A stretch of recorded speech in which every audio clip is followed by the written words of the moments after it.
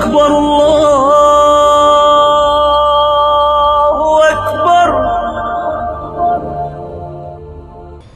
کہتے ہیں کہ پاکستان میں لوگ جو ہیں سفر کا مہینہ جب ہوتا ہے نا، کہتے ہیں جی یہ تو مصیبتوں کا اور بلاؤں کا مہینہ، تو سفر کے مہینے میں جتنے بچے پیدا ہوتے ہیں ان کو سڑک پہ پھینک دیتے ہیں، کیونکہ وہ بھی تو پھر بلا ہوا نا، وہ بھی مصیبت ہوا۔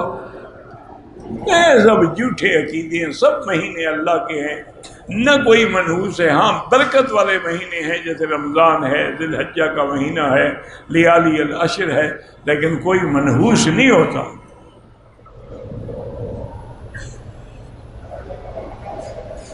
آخر فرض کا 4 رکعات میں آخری 2 رکعتوں میں فاتحہ کے علاوہ سورت پڑھتی ہوں، پھر سجدہ سہو ہوگا۔ نماز خراب کر رہی ہیں آپ، صرف فاتحہ پڑھنی ہے۔